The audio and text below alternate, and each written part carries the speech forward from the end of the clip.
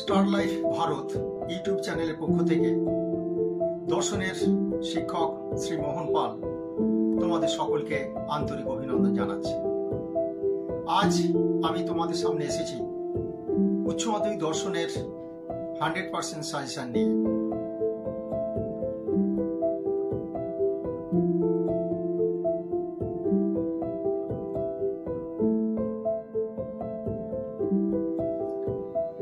তোমরা হয়তো অনেক ইউটিউব চ্যানেলে এই ধরনের সাজেশন দেখেছো, তোমরা হয়তো ফলো করছো, আমি জানি। আমি হাই স্কুলের শিক্ষক হয়ে তোমাদেরকে বলছি সেগুলো অবশ্যই ফলো করো।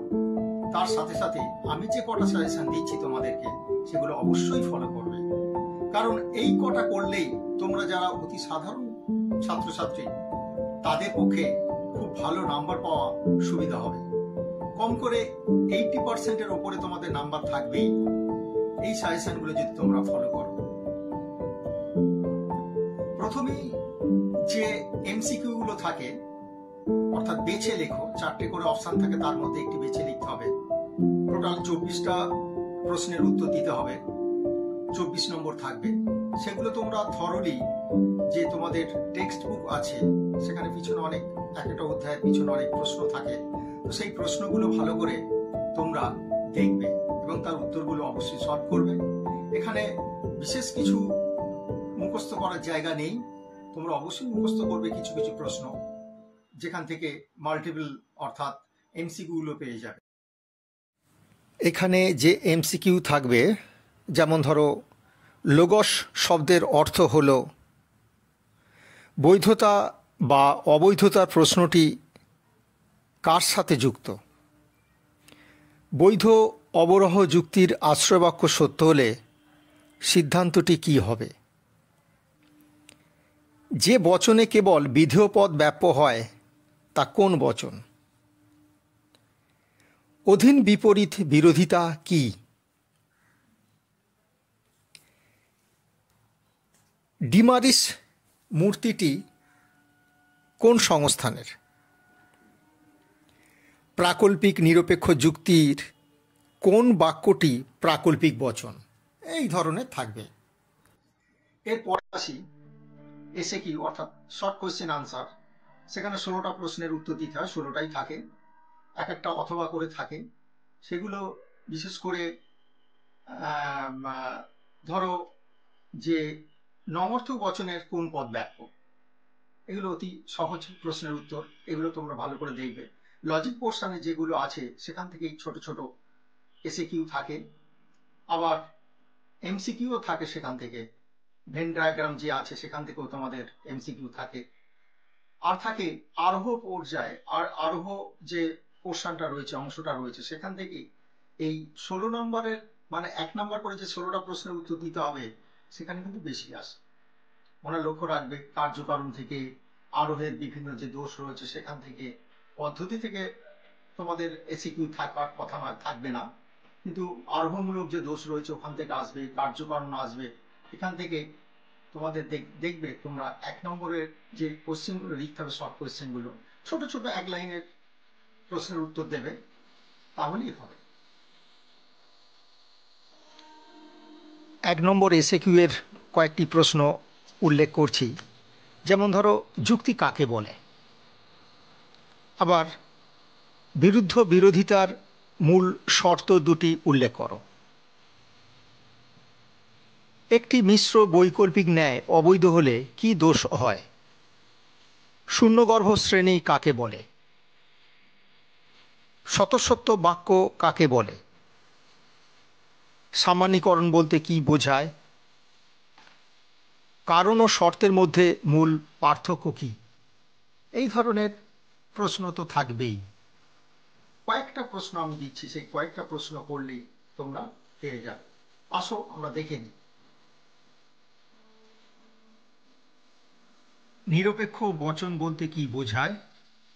একটি উদাহরণ দিয়ে নিরপেক্ষ বচনের বিভিন্ন অংশগুলি চিহ্নিত করো। এটা ধরো 1 নম্বরের প্রশ্ন।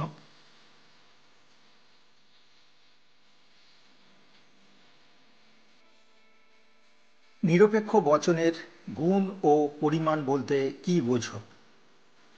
দৃষ্টান্ত সহকারে নিরপেক্ষ বচনের শ্রেণীবিভাগ করো। পরের প্রশ্ন, নিরপেক্ষ বচন বলতে কি বোঝায়? উদাহরণসহ নিরপেক্ষ ও সাপেক্ষ বচনের মধ্যে পার্থক্য দেখাও।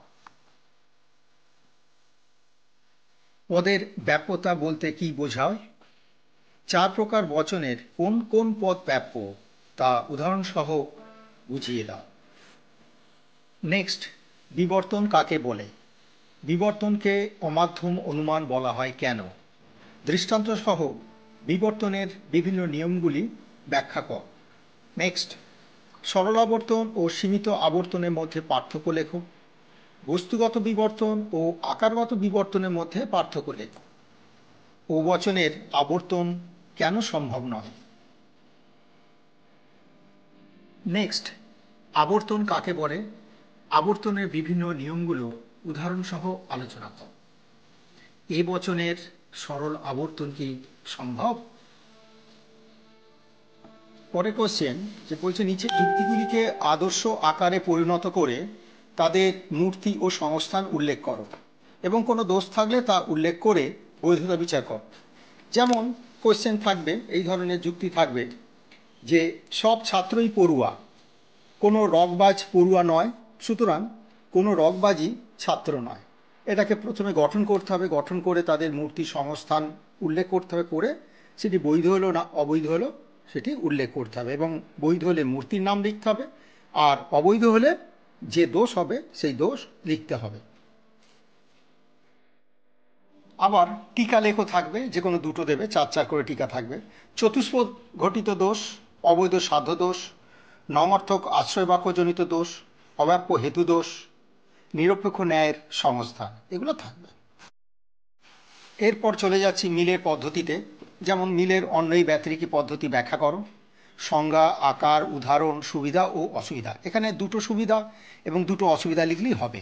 আবার এটা কোনো উদাহরণ দিয়ে দিতে পারে, উদাহরণ দিয়ে বলতে পারে যে এটি কোন পদ্ধতির দৃষ্টান্ত, তার সংজ্ঞা দাও, আকার লেখো, সুবিধা ও অসুবিধা লেখো।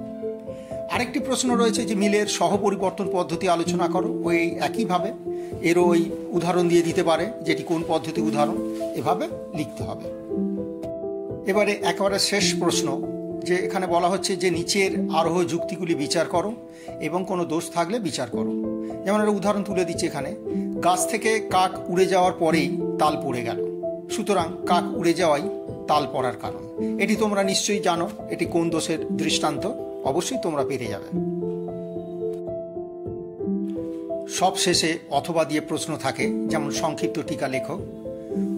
অবান্তর ঘটনাকে কারণ হিসেবে গণ্য করা জনিত দোষ, মন্দ উপমা যুক্তি, সহকার্যকে কারণ হিসেবে গণ্য করা জনিত দোষ এবং বহু কারণবাদ, এগুলো টিকা লিখলেই হবে।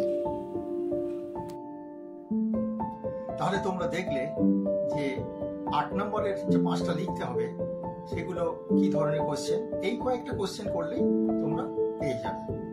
আর একটা বিষয় বলে রাখি যে লজিকের যে পোর্শনটা, লজিকেরই বেশিরভাগ নাম্বার রয়েছে লজিকে, তো লজিকগুলো খুব ভালো করে প্র্যাকটিস করবে। ভালো করে প্র্যাকটিস না করলে কিন্তু পরীক্ষার হলে সমস্যা সৃষ্টি হতে পারে। বিশেষ করে বচন যে রয়েছে, বচনের নিয়ম অনুযায়ী বচন করতে হবে, বৈধতা বিচারগুলো করতে হবে ঠিকঠাক করে, সিদ্ধান্ত, প্রধান আশ্রয় বাক্য এবং অপ্রধান আশ্রয় বাক্য গঠন করতে হবে। তারপরে তোমাদের মূর্তিগুলোকে ভালো করে মুখস্থ করতে হবে। মুখস্থ মূর্তিগুলো, এখানে একটু আমি ভুল বললাম, মূর্তি কোনোদিন মুখস্থ হয় না। আমি আগামী দিনে আবার এই চ্যানেলে আসব, তো সেখানে ওই মূর্তি মুখস্থ করার জন্য একটি বাংলা ছড়া আছে। আগামী 6 মার্চ সন্ধে 8টায়, ঠিক সন্ধে 8টায় আমি লাইভে আসব। তোমরা অবশ্যই লাইভটা দেখবে। সেখানে এই বড় প্রশ্নগুলো নিয়ে সংক্ষেপে একটু উত্তর আলোচনা করে দেব। তোমরা যে এতদিন ধরে পড়ছো বা পড়বে, সেগুলো তোমাদের একটু ঝালাই হয়ে যাবে যে উত্তর ঠিকঠাক দিতে পারছো কিনা, তোমাদের প্রশ্ন, এবং তোমাদের যদি কোনো প্রশ্ন থাকে সেই প্রশ্নগুলো আমাকে করবে, আমি তৎক্ষণাৎ উত্তর দিয়ে দেব। আর এই মূর্তিগুলো যে টোটাল 19টা মূর্তি আছে, কিভাবে মনে রাখবে, তার যে বাংলা ছড়াটা বললাম না, বাংলা ছড়াটা আমি তোমাদের ওখানে দিয়ে দেব। সে বাংলা ছড়াটা তোমরা যদি মুখস্থ করো তাহলে আজীবন টোটাল 19টা মূর্তি মনে থাকবে। আজকে এই পর্যন্তই। আমি আশা করছি তোমরা এই আমার সাজেশনটা অবশ্যই ফলো করবে, ভালো রেজাল্ট করতে গেলে অবশ্যই ফলো করবে। আর আগামী 6 মার্চ তোমরা অবশ্যই লাইভে আসবে, তোমাদের সাথে সেদিনই সাক্ষাৎ হবে। এই বলে আমি আমার আবার এই স্টার লাইভ ভারত চ্যানেল কর্তৃপক্ষকে অসংখ্য ধন্যবাদ জানাই। নমস্কার।